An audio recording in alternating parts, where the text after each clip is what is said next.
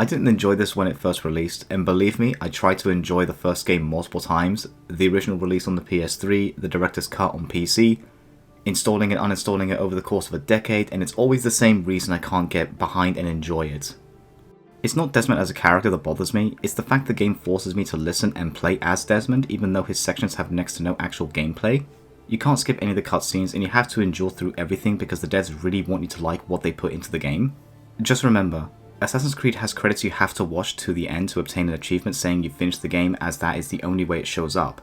If you cared about that sort of thing. I don't have any friends on my Ubisoft account, so I can lie about finishing the game. Hell, I could be lying right now. The games of Desmond aren't my favourites, in fact most of the series isn't. I like parts of Assassin's Creed 1, 2, Brotherhood, Revelations and Syndicate. I didn't play Unity, which is a godsend, and there was nothing fun about 3, which I guess is why 4 was so much more enjoyable to everyone, myself included. They were playing a better game after the dogshit 3 turned out to be. When Ubisoft did a redesign on the series with Origins, I was really looking forward to it, and I loved playing Origins. It was the first Assassin's Creed game I actually sat down to play and was looking forward to playing more of. I can play as Bayek. Yes, there are times when you're taken out of the Animus, but you can go back into it instantly, and the cutscenes can be skipped. So the thing I hated about the older games was non-existent with Origins.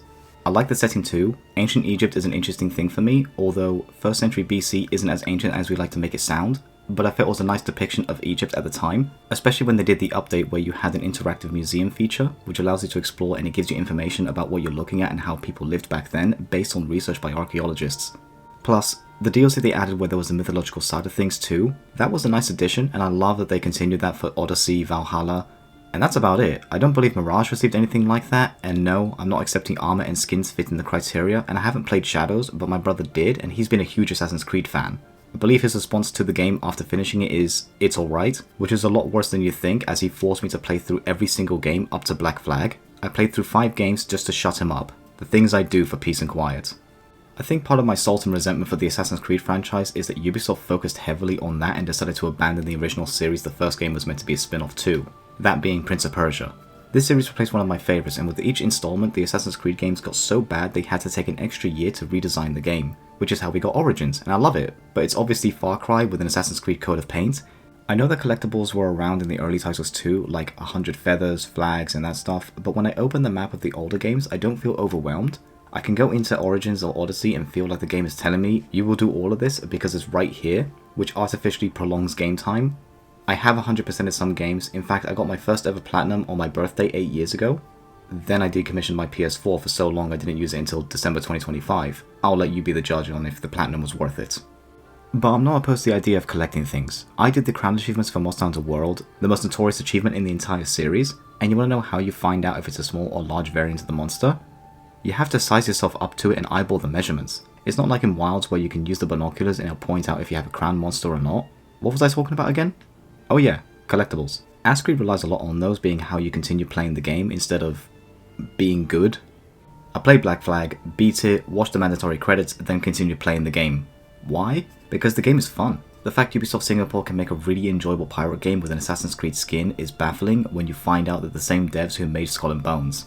What happened? Ah yeah.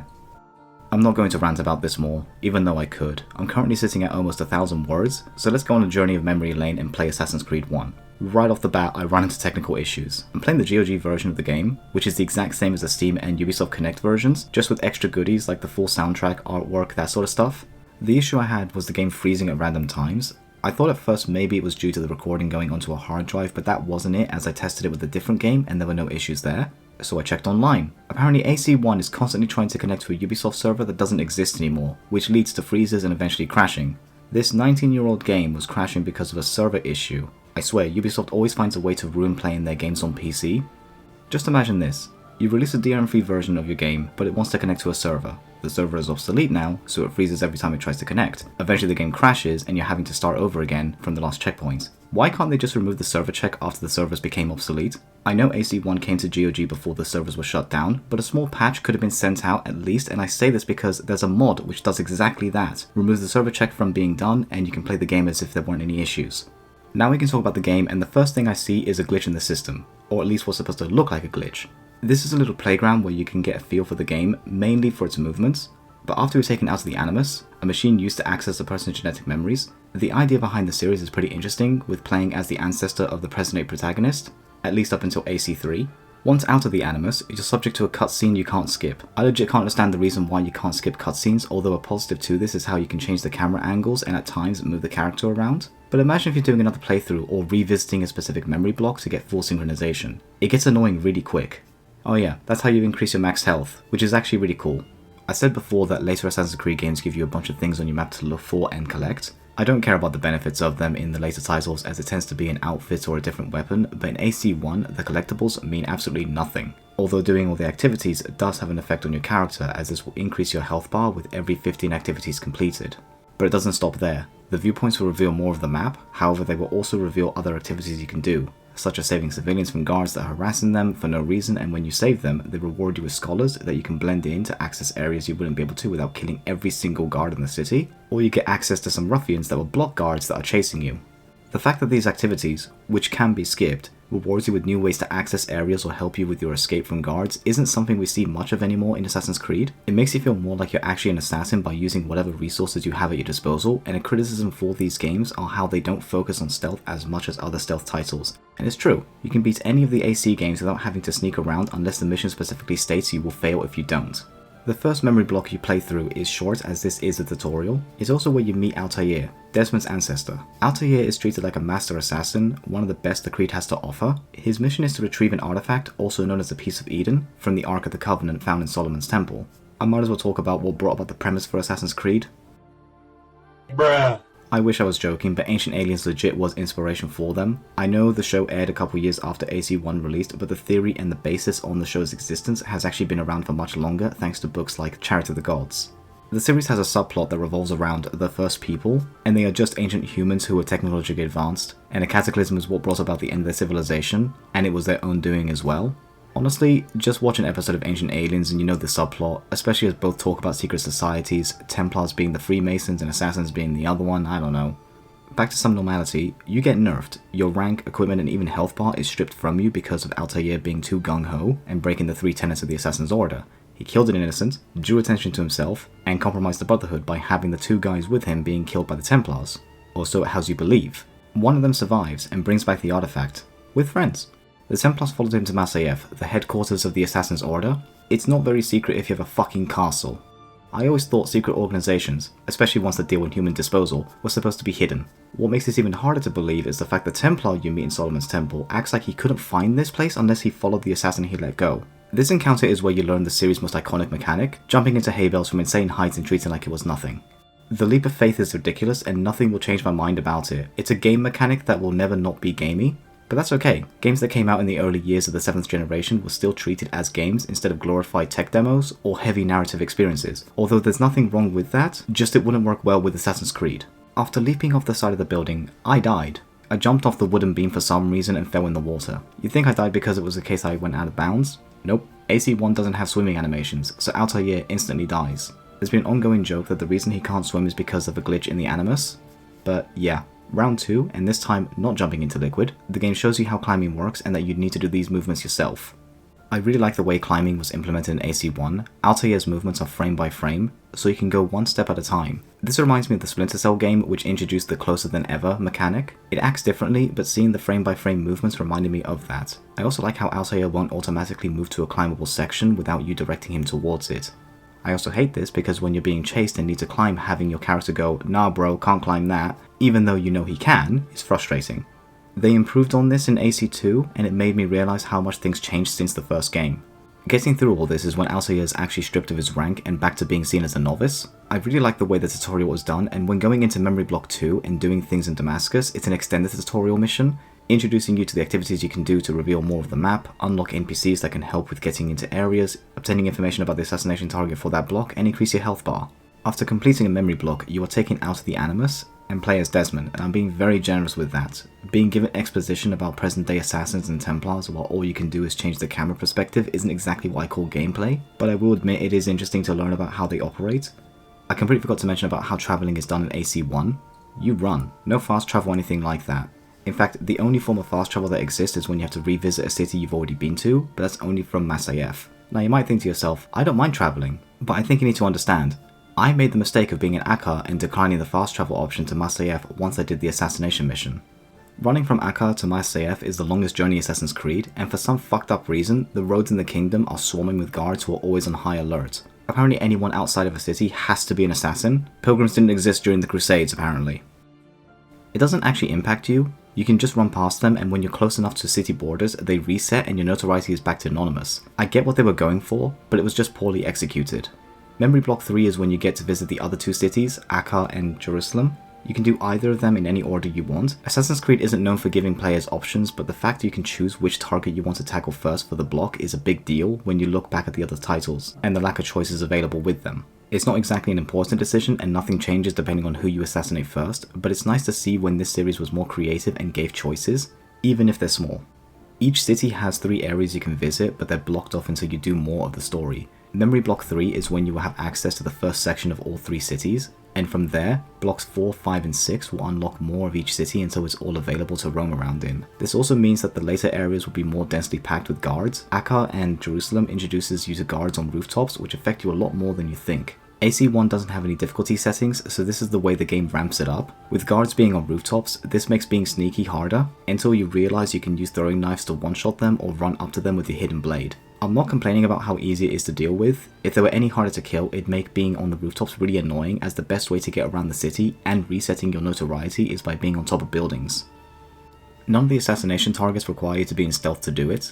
You can literally fight your way through hordes of dudes to get to the target. Personally, I like being stealthy with this as it's more fun, but the real reason for why you don't have the be in stealth restriction is because the game doesn't have air assassinations. Those were introduced in AC2. Plus, on certain missions you are instantly spotted after the cutscene. I thought maybe I was in the wrong position, but nope, it's scripted, which really pissed me off.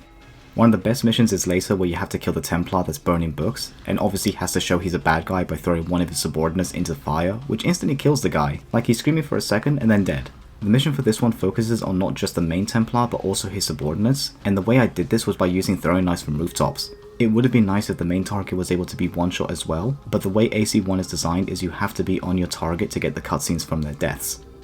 Everyone jokes about how this is shown because these guys have blood gushing out from their throat, which, in case you don't know, this is a very quick way to bleed out and die. But Altair ends up having long conversations with them, and each conversation he has with his target makes him question the assassin's order and his teacher. The first guy you kill in Akkar is a doctor. Granted, his methods aren't the best, especially with his cutscene showing one of his patients having both legs broken. This legit grossed me out. I think the Doctor is the only Templar that doesn't instantly spot Altair, and the way to gain entry into his location is through the blending mechanic with scholars. This isn't used much, and I'm surprised it wasn't used more often, especially for one in the later memory blocks. I could talk about all the other memory blocks, but to be honest, the gameplay loop is the same. Go to a city, do activities, get information on the target, go to the bureau, kill the target, and return to the bureau so you can fast travel back to Masyaf. I said earlier, whenever you finish a memory block you are taken out of the Animus to have more exposition given about the present day Templars and their goal. Some philosophical discussions are had between the Doctor that's keeping Desmond hostage and Desmond himself. It's not that deep, as these are things that have been talked about in other forms of media as well, mostly in books and films. But the really interesting thing is how sometimes you get flashes of symbols that appear in your room and where the Animus is. This is the bleeding effect. Altair has an ability called Eagle Vision, which is a mechanic that highlights important NPCs in different colours depending on what they are. Red for guards, blue for NPCs you can blend with, yellow for assassination targets, and white for information. They do actually explain this in-game as well as a sort of sixth sense Desmond's ancestors had. The bleeding effect gives him the same ability, only instead of highlighting people, it shows hidden symbols. Some of them I know straight away because you have ancient aliens not shutting up about things like the NASCAR lines in Peru, which are shown in this room. The game does have some jank to it as well. I want to talk about this before I go further because I'm not entirely sure if this is 7th generation or Ubisoft jank. Like moments when you kill the guards harassing people and when speaking to them, a random guard walks up and shouts, "What happened here?" while you're standing on their bodies. Like, I'm literally the odd one out, but they don't seem to notice unless you linger there for too long. And the animations at times. I have no idea what happened here. Altair also probably has one of the best line deliveries I've seen in any game. I sense you expected someone else. What sorcery is this? He legit thought he was fighting the Templar he saw in Solomon's Temple. I honestly can't remember the name of these characters, and it's bad as they're historical figures. It's a bit weird he couldn't tell it was a woman he was fighting, because as soon as I heard the grunting sounds she made, I knew instantly. But anyway, Altair, the ever-oblivious man, makes his way to King Richard of all people. You see Richard at an earlier stage when he's talking to one of his knights. This has got to be my least favourite part of the game. You aren't playing to the strengths of an assassin, you're fighting groups of dudes to make your way to Richard. Then he says that God will decide if Altair is righteous and makes you fight another group of dudes, who are also some of the strongest enemy types you could fight, while also fighting Robert Disabel. Sable? Sable? This guy. The fact the best way to fight all of them is by counterattacking is what really bothers me. It's impossible to die, unless you try to be proactive in the fight, which is a huge weakness Assassin's Creed has all the way up until the RPG redesign. With Robert dead and confessing everything to you, he mentioned there's a 10th person who knows about the Piece of Eden, that being Altair's mentor and quest giver, Al-Mualim. What a plot twist. The game hints at something being up with the Assassin's Order, and honestly, with the task Altair gets given, and whenever he brings up what the Templars have said to him, Al-Mualim's responses are always dismissive, while also being shady as fuck. This is where things get weird and crazy. By the time Altair goes back to Masyaf, the place is feeling weird, and you speak to this crazy guy again, with Altair showing the prestige of his line delivery. What are you talking about? Towards the light. Speak sense. There is only what the Master shows us. This is the truth. You've lost your mind. Barely any emotion from this guy. You find out that people have been mind controlled by Al-Mualim. I died a couple times because I forgot I should only counter attacks and not actively swing at guards. Finally, after beating these guys, I can make my way to the big guy himself. He's gone mad with power from holding the Piece of Eden. The fight against Al-Mualim isn't difficult, just like every other fight in this game, but it's very interesting. He makes you fight copies of the Templars you've already assassinated, then copies of himself, and chase him around the gardens with intermissions about ideology. Even though there's not much challenge to his fight, it's definitely one of the best, and once you beat him, a map of the globe is projected showing all the locations of the Pieces of Eden. Then you're taken out of the Animus, and that's basically the end of the game. Personally, I didn't care too much about the modern day aspects. Some of the stuff you learn is interesting, however its subplot is kinda meh. I like the idea behind ancient civilizations being more technologically advanced, but thanks to things like Ancient Aliens, Graham Hancock, and worse, Joe Rogan, the whole thing is ruined. So I think I'd have enjoyed this aspect more if I played and finished it when it first released back in 2007, before I was exposed to the shit the History Channel and podcast subjected to. I really like the moments where you're able to play as Altair though. The game is designed surprisingly well, and you can see where Ubisoft actually used to put effort into what they were making. The climbing mechanic was also revolutionary at the time, but before then, not every surface was climbable, and then there's how natural the movements feel when climbing, jumping, and running. Altair isn't superhuman, and everything he does has weight behind it. Jumping from up high and latching onto part of a building has a delay before pulling himself up. Anyone who's done parkour will know that it's incredibly taxing on you, and even professionals can't avoid that. This has a huge impact when you're running away from guards. The delay gives them enough time to throw rocks at you, and being hit by them just makes you fall down, making the chase sequences intense. At least until you remember you can mow down 30 guys by just spamming counters. The melee combat is the weakest aspect of the game. I feel they should have focused more on the stealth aspects. Maybe there were limitations at the time that prevented them from being able to fully do this, or time constraints. But as a result, the combat isn't the best. I do like the animations though, especially when using the short blade. Some of the kills done with it look extremely brutal. AC1 holds up really well in 2026. Technical issues aside, it's really enjoyable, and I don't want a remaster of it. I want an Assassin's Creed game that feels more like what AC1 set the groundworks for. I felt more like an assassin in this than I did in AC Brotherhood, Revelations, 3, Black Flag, Syndicate, Origins, and Odyssey. I skipped Valhalla, Mirage, and Shadows because I stopped caring. Odyssey was the final straw for me, and I still haven't finished it because the design of it was heavily focused on forcing you to do side quests to level up or buy XP boosts. I know it has level scaling now, but the damage is already done, and when I heard about the upcoming games in development, I have a very hard time showing any interest, as I know there'll be more of the same of what we got since Origins. I've left a link to the Ego Patch mod in the description below so you can remove the server checks yourself. I want to say thank you to everyone who made it this far into the video. It means a lot to me, and hopefully you enjoyed it. If you have any suggestions on what I should look to make a video on, or what to improve on, leave a comment and I'll be sure to take everything into consideration.